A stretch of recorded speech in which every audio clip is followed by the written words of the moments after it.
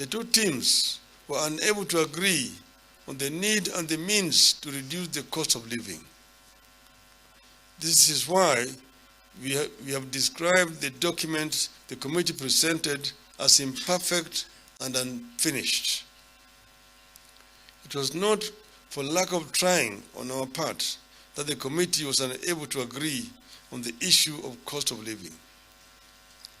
Kenyans will recall that at the beginning of the talks, the Kenya Kwanza administration was adamant that cost of living would never be taken to the discussion table, let alone being discussed. The Kenya Kwanza had insisted that the only issues it was ready to discuss were the reconstitution of the IEBC, implementation of the 2/3 gender rule, entrenchment of constituency development fund, establishment and entrenchment of the office of the leader of the opposition, and the embedment of the office of Prime Cabinet Secretary.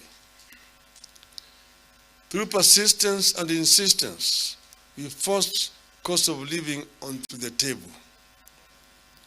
We had hoped that as the talks progressed, while life got harder for Kenyans, Kenya Kwanza leaders could have the empathy, soften their hearts, and agree to lessen the burden their policies had imposed on Kenyans. Our delegation pushed for the complete overhaul of the Finance Act 2023, which had come with harsh taxation measures and made and continue to make life unbearable to an overwhelming majority of Kenyans.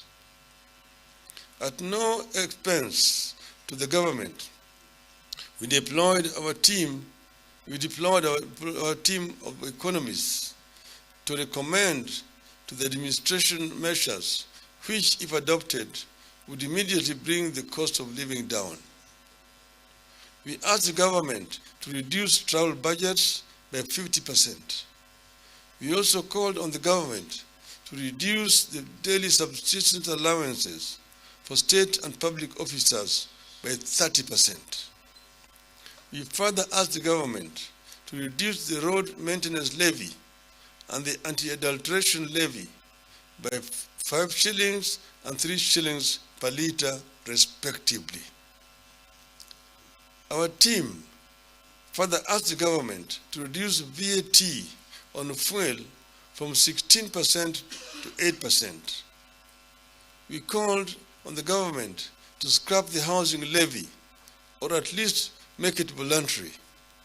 Unfortunately, Kenya Kwanza would not budge. Apparently, as the regime's economic policies hardened life for Kenyans, so did the regime harden its heart. We realized that without the goodwill of the top echelons of the Kenya Kwanza leadership, cost of living was never going to be addressed. They told our team that the cost of living was a government issue, that they have a manifesto and the mandate of the people of Kenya to implement it.